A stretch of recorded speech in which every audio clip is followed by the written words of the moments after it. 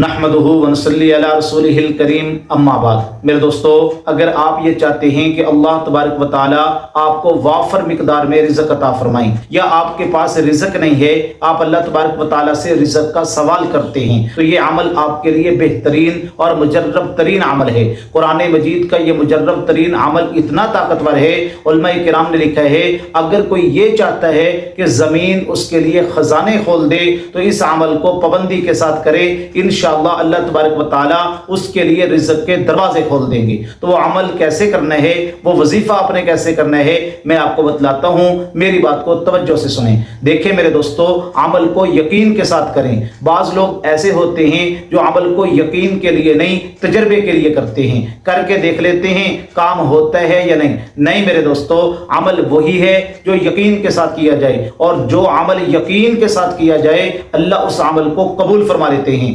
یہی وجہ ہے حضرت عثمان غنی رضی اللہ تعالیٰ عنہ جب حضرت عبداللہ ابن مسعود رضی اللہ تعالیٰ عنہ کے ہاں ملنے کے لیے گئے، جب وہ بیمار تھے، زندگی موت کی کشمکش میں تھے، تو حضرت امیر المؤمنین عثمان غنی رضی اللہ تعالیٰ عنہ جب اٹھنے لگے نا تو ان کے پاس 2 اشرفیوں کی تھیلیاں تھی، وہ ان کو پیش کی، کہا یہ آپ رکھ لیں۔ انہوں نے کہا حضرت میں نے ان کا کیا کرنا ہے؟ کہا آپ اپنی ضروریات کے لیے استعمال کر لیں۔ تو حضرت عبداللہ ابن مسعود رضی اللہ تعالیٰ عنہ کہنے لگے امیر المؤمنین میری کیا ضروریات ہیں؟ میں تو زندگی موت کی کشمکش میں ہوں، میری تو ساری ضروریات پوری ہو چکی ہیں۔ حضرت عثمان غنی رضی اللہ تعالیٰ عنہ کہنے لگے عبداللہ آپ کا بیٹا کوئی نہیں ہے، آپ کی بیٹیاں ہی بیٹیاں ہیں، یہ آپ کے بعد ان کے کام آ جائیں گی۔ تو حضرت عبداللہ ابن مسعود رضی اللہ تعالیٰ عنہ فرمانے لگے کہ امیر المؤمنین میری بیٹیوں کو ان اشرفیوں کی ضرورت نہیں رہے گی۔ اب یقین دیکھیں کتنا مضبوط ہے۔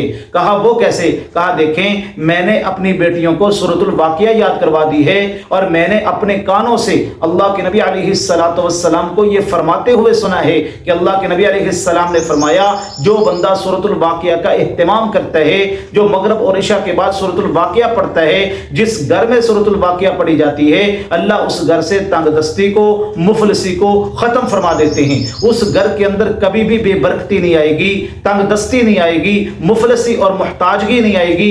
جس گھر کے اندر سورۃ الواقعہ کی تلاوت کی جاتی ہے تو میں نے اپنی بیٹیوں کو سورۃ الواقعہ پڑھنا سکھا دیا ہے، اور میری بیٹیاں اس وقت تک سوتی نہیں ہیں جب تک وہ سورۃ الواقعہ کی تلاوت نہ کر لیں۔ یعنی میری بیٹیاں تو سورۃ الواقعہ کی عاملہ ہیں، اس لیے مجھے یقین ہے کہ مجھے ان اشرفیوں کی ضرورت نہیں ہے، کیونکہ میرے گھر کے اندر تو محتاجگی، تنگ دستی آ ہی نہیں سکتی۔ تو یہ ہے میرے دوستو یقین۔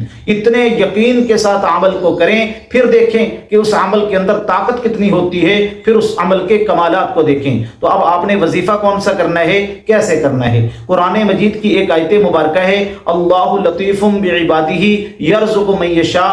یہ آیت مبارکہ کو آپ نے 41 مرتبہ تہجد کے وقت پڑھنا ہے۔ آپ تہجد کے وقت اٹھیں، 2 رکعت، 4 رکعت، 6 رکعت، جتنی ہو سکے آپ تہجد کی نماز کا اہتمام کریں۔ اس کے بعد اول آخر 7 مرتبہ درود پاک پڑھیں، اور قرآن مجید کی اس آیت مبارکہ کو اللہ لطیف بعبادہ یرزق من یشاء، اس آیت مبارکہ کو 41 مرتبہ پڑھیں، اور یہ عمل آپ نے 21 دن کرنا ہے۔ انشاءاللہ تعالی اللہ آپ کے گھر سے مفلسی کو ختم فرما دیں گے، تنگ دستی کو ختم فرما دیں گے، رزق کی بے برکتی کو ختم فرما دیں گے۔ میرے دوستو رزق کے جتنے مسائل ہیں اللہ ان کو حل فرما دیں گے انشاءاللہ تعالی۔